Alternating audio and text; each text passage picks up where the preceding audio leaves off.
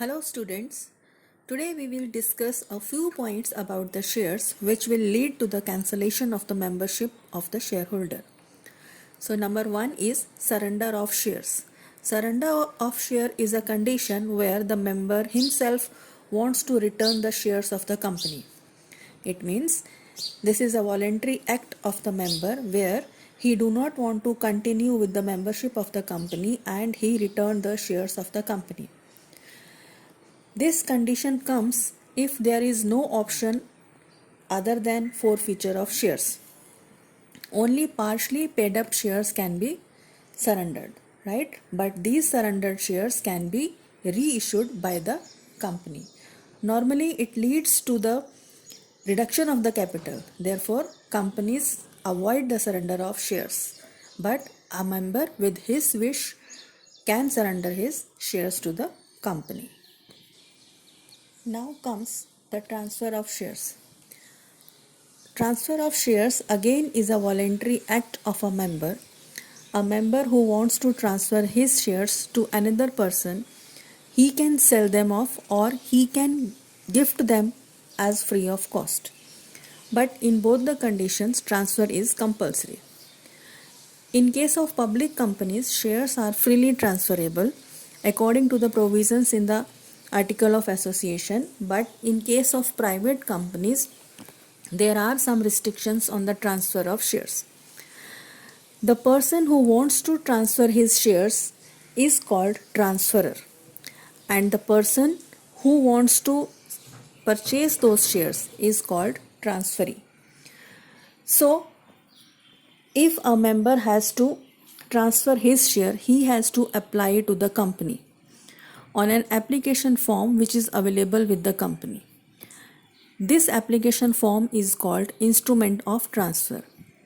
This instrument of transfer must be filled and signed by the transferor as well as transferee and submitted to the company along with the original share certificate which is to be transferred.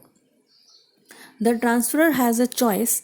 Either he can transfer entire shares which he is holding or he may transfer only a part of the shares which he is holding. The transfer will be completed when it is accepted by the company and also registered in register of members. As soon as the shares are transferred, the liability of the transfer will be over. The stamp duty is required to be paid if the transfer is in physical form, but if it is in demat form, stamp duty is not required to be paid. Now, it is not compulsory that company will always accept the transfer of shares. In some circumstances, company can refuse the transfer of shares. Now, let us see what are the points in which the company can refuse the transfer of the shares. Number one, if it is not according to the provisions mentioned in the Article of Association of the company. Number two, if it is not following the rules mentioned in the Companies Act 2013. Number 3, if the share certificate is not submitted along with the instrument. Number 4, if the company has a lien on the shares to be transferred. So under these four above mentioned circumstances, company can refuse the transfer of the shares, and this must be communicated to the member with the help of a notice mentioning the reason for refusal within 30 days after receiving the instrument of transfer. A member may appeal to the NCLT, that is National Company Law Tribunal, against the refusal by the board within a period of 30 days if the notice is received. And if there is no notice is received by the member, he may appeal to the NCLT within 60 days in a private company and within 90 days in a case of a public company. Now, there are two more forms of transfer. The first is blank transfer. Blank transfer is that transfer where the transferor will sign the instrument of transfer without writing the name of the transferee and give it to the transferee along with the share certificate. This is called blank transfer. With the help of this blank transfer, the sale of purchase of the shares will become very easy and there is no limit on the number of times you can sell or buy such shares. The blank transfer enjoys all the rights of a member which he is entitled for. And the other transfer is called forged transfer. Forged transfer is that transfer where the signature of the transferor is forged. They are copied or they are misleading. So such type of transfer is called forged transfer. Now, the last point of today's lecture, that is transmission of shares. Transmission of shares is, you can say, a kind of transfer only, but what is the difference between the transfer and the transmission?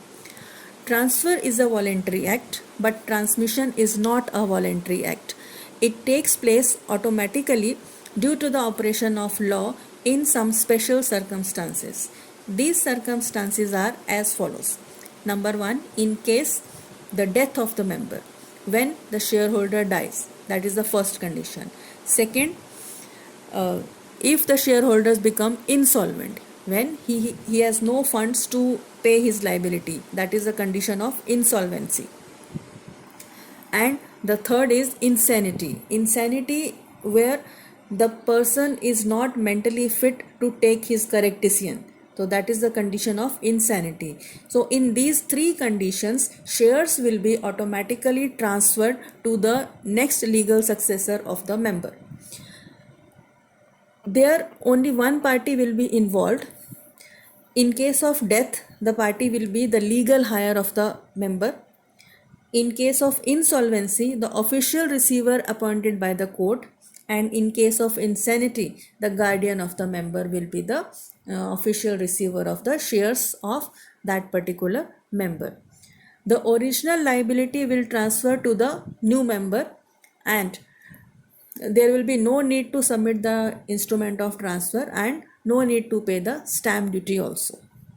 So it was all about today's lecture. So students, if you have any doubt or if you have any query, please leave a comment so that I can solve that. Thank you.